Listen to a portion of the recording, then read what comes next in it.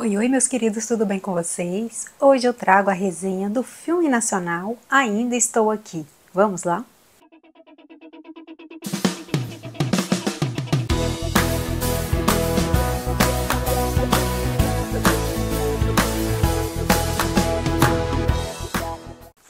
Esse é o novo filme do diretor Walter Salles, que vai representar o Brasil no Oscar de 2025. No início da década de 70, o Brasil enfrenta o endurecimento da ditadura militar. No Rio de Janeiro, a família Paiva, Rubens, Eunice e seus 5 filhos vivem à beira da praia em uma casa de portas abertas para os amigos. Um dia, Rubens Paivas é levado por militares à paisana e desaparece. Uma história verídica de Rubens Paiva, que acabou morrendo na época da ditadura, e a família não conseguiu encontrá-lo e tentou pelo menos conseguir o seu atestado de óbito. Ele foi levado nessa época da ditadura, e a família ficou sem notícias dele por muitos anos, e mostra um pouco dessa trajetória da família no Rio de Janeiro, construindo a sua vida e tudo, e depois que ele foi levado, a mãe tentando construir a vida com os filhos, sem a presença do pai. E Eunice batalhou bastante para dar educação para os seus filhos, para tentar reerguer e tentar ter notícias do marido, que até então ela não tinha, não sabia se ele tinha morrido ou não. E no final mostra, né, que ela queria pelo menos então ter o atestado de óbito dele, já que não tinha notícia se ele tinha morrido ou não, pelo menos ela queria ter esse atestado de óbito. E a gente sabe que, na verdade, ele morreu depois de ter sido torturado por muito tempo. Ele foi enterrado por várias vezes e, por fim, pegaram os restos mortais dele e jogaram no mar. E aí a gente mostra essa questão da perseguição, da família, e a família tentando descobrir o que aconteceu com o Rubens, e mostrando essa época da ditadura, a violência que era nessa época, o conflito das famílias. E é um filme muito interessante, ele é super emocionante, ele tem 2 horas e pouca de filme, e ele consegue te envolver do início ao fim. Então eu achei que fosse um filme que pudesse trazer um pouco de mais do mesmo, né? Porque a gente já viu muito filme sobre ditadura, mas ele é um filme que consegue envolver a gente bastante. E o que me deixa um pouco incomodada é porque ele ficou muito tempo nessa questão da ditadura, de tentar mostrar essa história, e o que realmente assim eu acho que poderia ter frisado mais é porque quando realmente a Eunice resolveu ir para São Paulo com a sua família, quando ela viu que realmente ela não ia conseguir ter notícias do Rubens, que ela ia ter que seguir a vida dela, que ela teria que seguir em frente, se passaram 25 anos e não mostrou. Então, assim, já mostrou 25 anos depois, ela já tendo construído uma nova vida com seus filhos. Eu acho que poderia ter mostrado a dificuldade dela, o que ela passou, o que ela enfrentou. Eu senti falta disso. Então, esse pulo na linha temporal, eu acho que prejudicou um pouco, que é o que a gente queria ver realmente, né?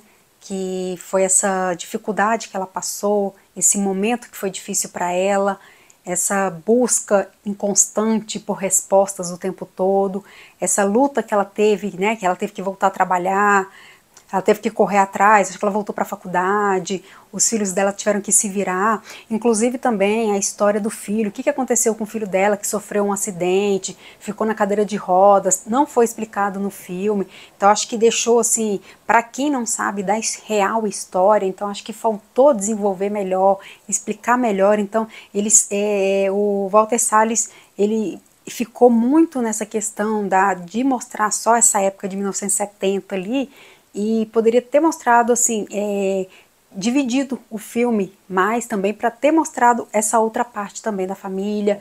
E aí eu acho que esse final ele foi muito corrido, então teve um salto temporal muito rápido e até na outra parte também, porque ele pulou 25 anos para depois pular mais um pouco. Então eu não gostei muito desse pulo que ele deu. Mas o filme é muito interessante, é muito bom, é super emocionante, principalmente porque a gente tem a Fernanda Torres como Eunice, e no final do filme nós temos a Fernanda Montenegro também fazendo o papel de Eunice, né, que é o papel dela mais velha. E o elenco tá maravilhoso, tá brilhante, Fernanda Torres dispensa comentário, ela é maravilhosa, ela é única, Selton Mello também tá incrível, todos eles aqui em perfeita sintonia.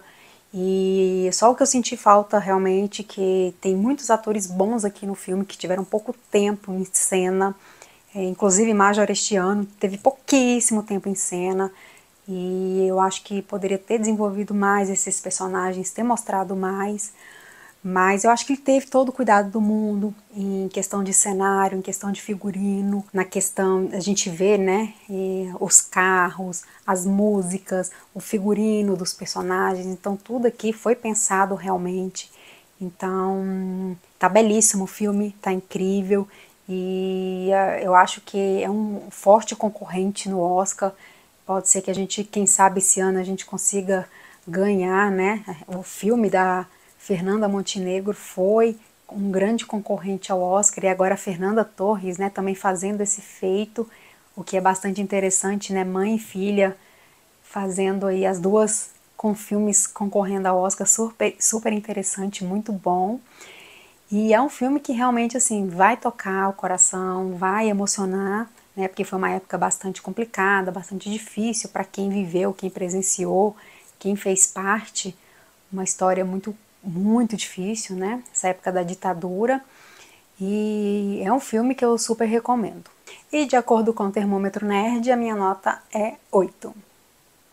Para os fãs do cinema nacional, esse é um filme maravilhoso para ser assistido.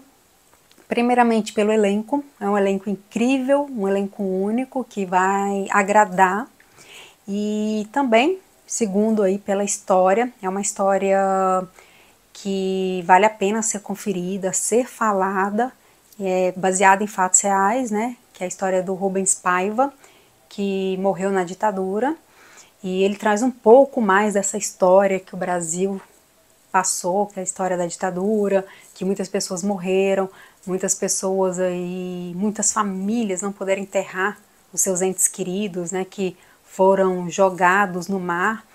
E aqui conta um pouco da história dessa família, né, desse engenheiro que desapareceu, que a família não teve notícias, que ficou em busca constante. Ele foi preso aí, ele sofreu na mão dessas pessoas aí, e é uma história muito emocionante, e, e ela é muito bem contada, muito bem explorada. Só o que peca é essa questão do pulo, do salto temporal, que eu acho que poderia ter sido explorado melhor, poderia ter sido melhor desenvolvida. Então, assim, o filme poderia ter se dividido melhor. Então, acho que ele se perde muito. Eu achei interessante ele ter mostrado o aspecto familiar. Ele ficou um tempão ali mostrando muito a relação familiar.